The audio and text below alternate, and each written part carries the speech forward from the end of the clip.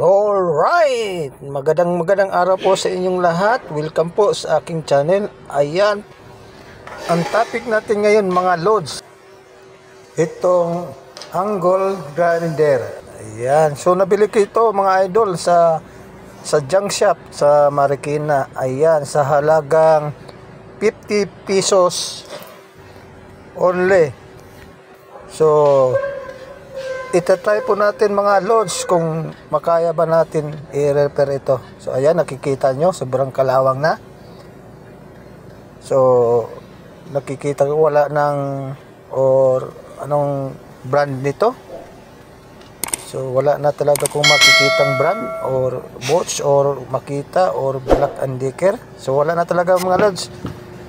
Ayan, mag-umpisa tayo lods. Bago ang lahat, mag-shoutout muna ako.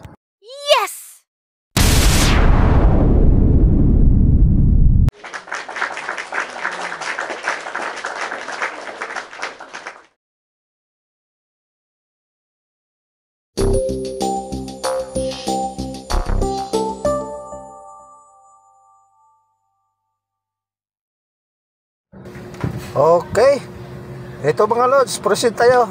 Ayan, so unang gagawin ko itong kanyang power cord, kung may ano, kung may power ba ito. So chine-check ko yung kanyang switch kung papalo sa ating tester. So nakikita niyo mga lods, wala. So next step mga lods, itong kanyang cover. Yan, so tatanggalin natin ito para ma-check natin yung kanyang easy cord or power cord. Ayan. So pag-check nito mga lods, simple lang, dalawang linya lang ito. So line 1 or line 2. So ayan. So pag-check nito mga lods, itong power cord, so mayroon akong nakita ditong dalawang dugtong. So check natin to sa pinakadulo, end to end. So buzzer mode tayo mga lods. So ayan, pakinggan nyo kung magbabuzzer ba to. Hindi, ibig sabihin kung magbabuzzer walang putol. So connected siya. So ayan, wala, hindi nagbuzzer. So ibig sabihin nito mga lods, may putol. So unang ginagawa ko itong unang dugtong nya, so fast forward ko to mga lods para mapabilis ang ating pag-repair. So yan, hindi ko napapakita mga lods kasi medyo ano lang ito, medyo madali lang ito i-check. So next step mga lods, itong kanyang amateur, kailangan makita ko kasi nakikita ko yung kanyang ano, medyo maitim na, para malinisan rin at maliha. So ayan, medyo mahirap to kasi may bushing siya, may ano siya, may bearing dun sa pinakadulo. So medyo nag-stack up konti. Ito yung bagong amateur mga lods, pero hindi to sira. Ayan, so nakikita nyo, so ito yung stator coil nya. So mamaya check natin yan. So dito tayo proceed sa kanyang amateur. So okay pa naman. So lilihain natin. So pagliha lang mga lods, dahan-dahan lang. So konting ano lang, gas-gas para ano siya. So ito yung kanyang carbon brush. So ayan. So okay pa ito, medyo mataas pa. So mamaya ibabalik natin ito para matest. So next gawin natin ng loads, ibalik na natin to para ma-check,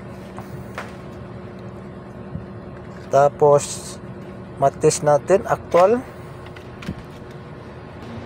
para malaman natin kung anong problema nito. So ayan, so sikabit natin yung kanyang carbon brush. So dalawa lang ito mga idol.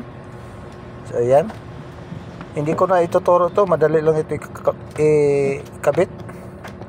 So ganun lang, may spring siya, yung lock nya kumbaga. Tapos Tapos sa kabila, ganun din.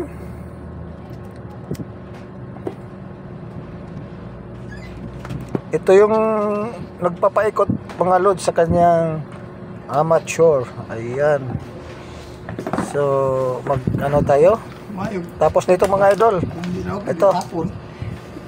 Kailangan natin to ma-actual test. At bago yan, ititest ko muna yung kanyang power cord kung okay na. Bago tayo mag-actual test. So, ayan. May buzzer na. So, okay na yung ating power cord. So ayan mga lods, mag-actual test tayo kung gumagana na ba ito o hindi.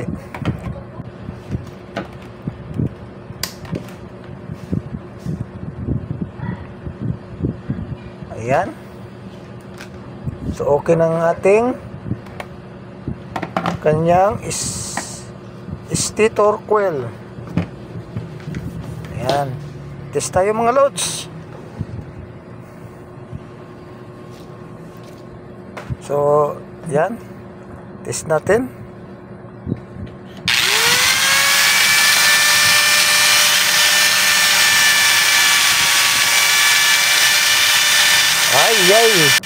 Ay. Itong problema mga lods. Itong kanyang switch. Walang off.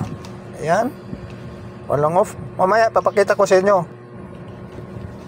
Ayan. Ito mga lods. Ito. Nakikita niyo ito? Yung kanyang post button switch. So naging stuck up na siya. Dapat sumasabay ito sa kanyang switch guide. Ayan. So ito ang papalitan natin mga lods. So ayan. Mayroon akong pampalit dito. Ano na rin, bonot kumbaga. Ganon din ang ano niya, part number. At ganon din ang itsura. So, tatanggalin ko lang ito. Sa pagtanggal nito mga lods, ang simple lang, tanggalin yung wire. Tapos, ano lang, dalawang wire ito. Tapos, 4 na sa kabila, sa stator, at sa carbon. So, ayan, ganun lang mga lods. So, tinatanggal ko na. Dinandahan ko kasi medyo kinakalawang na. Baka mamaya madamay pa yung iba na parts or wiring nya. So ayan, ito mga lods, kita nyo, walang kumbaga stuck up ito.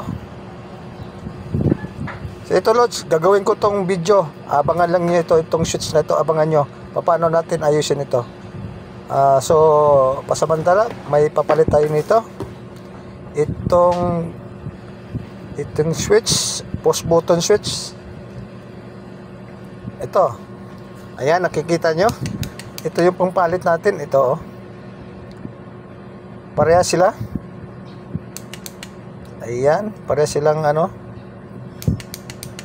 model o part number. So, ito na. Papalit natin. So, pagkabit nitong mga lods, ganun din sa inyo. Pag ano yung tinanggal nyo, ganun din ang ano nya. Pagbalik. So hinigpitan ko lang yung AC cord. Ayan. So itong kanyang line 1 or line 2 dapat makabit na din natin. So ayan, bago ang lahat mga idol. Ayan, mayroon na akong ano ipapakita na susunod na video. Ito mga lods, abangan nyo, Panasonic automatic washing machine. So ang issue nito mga lods, kahit nagwashing siya, tuloy-tuloy ang drain ng tubig. So ayan, proceed tayo mga lods. Itong ating content ngayon, itong ating video para matapos na. So ayan, medyo patapos na ito sa ano mga idol, itong line 2 or line 1 sa kanyang post button switch. So hinipitan ko lang. Ayan, medyo matibay na. So tingnan natin kung may on off na siya.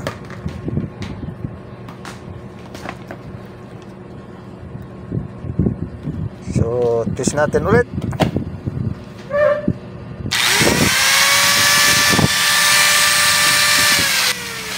Diba? Nakikita nyo? Narinig nyo? So okay na yung kanyang switch. May off na. So test ko yung ano niya. Wala naman. So ayan mga lods. Swerte tayo mga lods. Sa halagang 50 pesos nakabuo tayo ng isang angle grinder. So ayan. Pwede na natin itong ibabalik yung kanyang cover. So okay na ito. Medyo masaya lang tayo dahil nakabuo na tayo ng isang angle grinder na galing sa junk shop. So kinabit ko na yung screw. Ayan. So kailangan hipitan ito. Ayan mga lods, huwag niyong makalimutan mga lods sa ating susunod na video. Magkaroon kayo ng idea nito kung ganito yung unit o brand na isang automatic na washing machine, Panasonic mga lods. Ayan, so ayos natin yung kanyang easy cord. So para malinis. Ayan, medyo palapit na tayo mga lods, at huwag niyong kalimutan mga lods kung nagustuhan nitong content at mag-subscribe sa ating munting channel. So ayan mga lods, para final test tayo mga lods. So ayan, maraming pong salamat sa inyong panonood, at i-like and share lang mga lods, at i-share nyo para mayroon makapanood nito. Ayan, okay na nga.